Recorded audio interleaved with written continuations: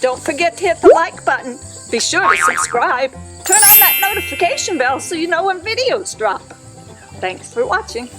This video is called Fungicide 101, a label reading session. This is a departure from all of our videos we've done in the past. This video is not about peacocks, but an educational video for farmers, tenant farmers, and other uninformed people on fungicides. But before we go any further, here's the definition of fungicide. A chemical that destroys fungus. We have a lot of experience with unwanted fungicide drifting onto our farm. Most of the land surrounding us is farmed by tenant farmers. The definition of a tenant farmer is a farmer who works land owned by another and pays rent either in cash or by a share of the crop. If you're wondering why we're sitting here in front of a cornfield, this was the subject of my video called Helicopter Scares Mr. Peacock. The link is below, and if you have not seen it, you can check it out again. But soon after this video, we learned from the state of Iowa's Pesticide Bureau that the pilot stated in his official affidavit that he sprayed fungicide and insecticide on this cornfield. The video seemed to ruffle a lot of feathers, and here are some of the comments placed on that video. I never heard or seen any evidence of fungicide defoliating apple trees. The next comment, I read a lot of labels. Majority of them are labeled to apply to fruit trees. Next comment, to my knowledge, the fungicides I'm familiar with will not kill apple trees. Apple farmers can and do use fungicides in orchards. The next comment is, we farm the ground on apple orchards ourselves and spray fungicides annually. You are partially correct. There are fungicides that are approved for use on fruit trees,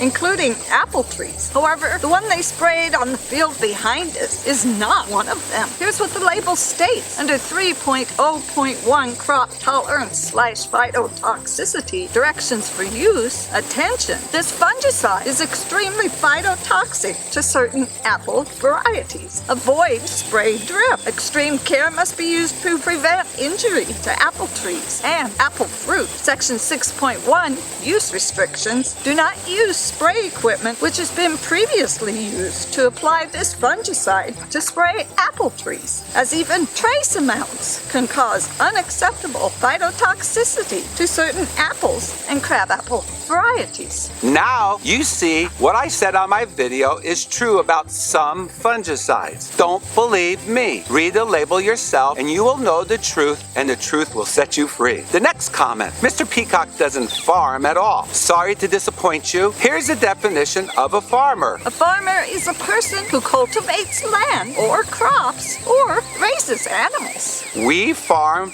and own land, which includes a fruit orchard, bees, vegetable garden, ducks, geese, peacocks, and Mrs. Peacock and I are real farmers. The next comment is, the sprayer was on the other side of the road. No trespassing on his property. Here's the definition of chemical trespass. Chemical trespass causing involuntary exposure.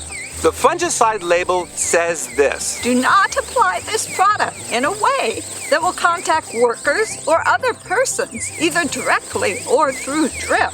Only protected handlers may be in the area during application. I was never told that he was going to spray the field behind us and on top of me when he came out of nowhere from that cornfield behind us. And there I was standing. The label below says the following. Under section 6.3.5, non-targeted areas, it says, do not apply this pesticide when the product may drift to non-target areas, such as residential areas, bodies of water, known habitats for threatened or endangered species, non-target crops. Our house is a residential area. And the definition of residential area means land used as a permanent residence or domicile, such as a house. We just happen to live in a house, therefore we live in a residential area. Also, under hazards on the label, it states that this fungicide is toxic to mammals. Here is the definition of mammals. A warm-blooded vertebrate that nourish their young with milk. You are a mammal, children are mammals, grandchildren are mammals, cats and dogs are mammals. Think about it. Would you really want something toxic sprayed on your children, your grandchildren, or yourself? Here's the next question. I guess you don't understand that farmers were here first and you moved to the farm. You get smells, practices, and noise of farmers. They used to spray corn before knee-high with the same stuff. The practice of spraying has been around for a very long time. I've lived in the country every single day of my life. I've never ever lived in a town or a city. We've been on this land before the tenant farmers were farming the land around us, so therefore I have the right to farm my land any way I see fit. And I've been here for over 3 decades. Many years ago, farmers farmed their own land. They were not tenant farmers, and they sprayed chemicals close to the ground, not like the high-up commercial applicators today. That is why they sprayed knee-high, because their equipment was closer to the crops, making drip less likely. Here's the next comment.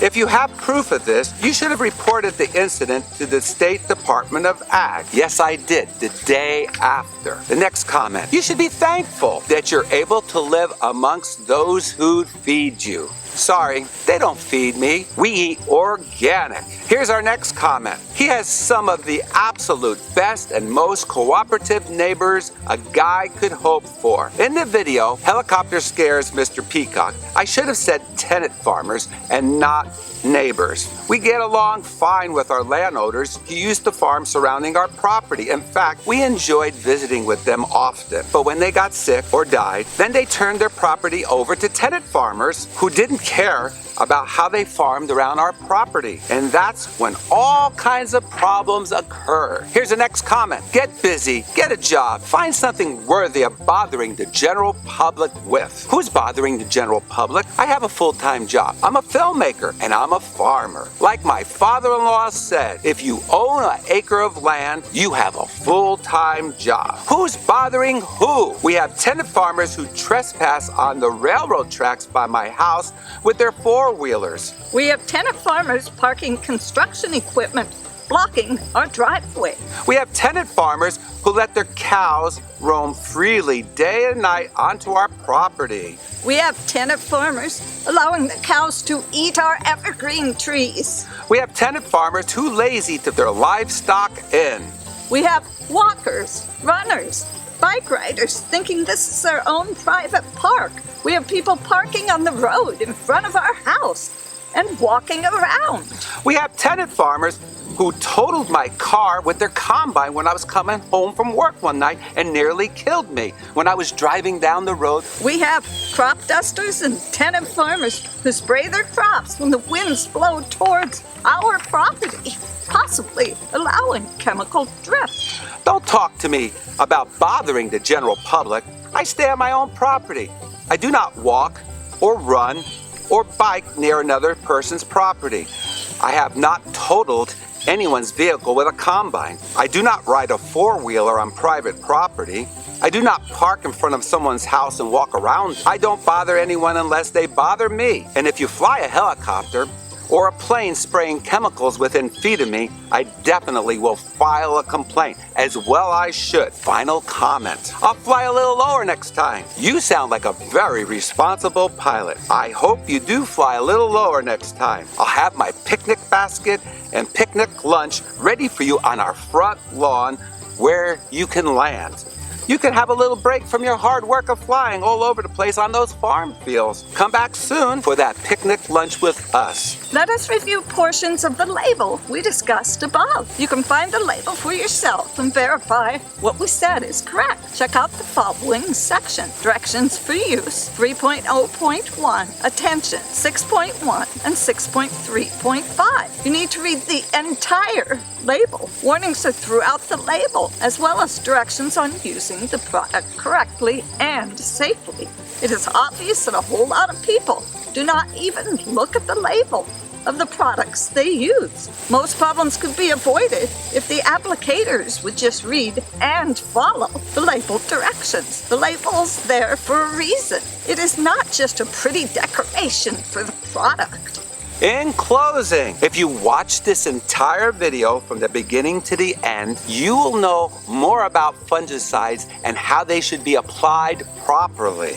As I always have said, not all fungicides are created equal. Thanks for viewing. Order The Wacky World of Peafowl books at peafowl.com.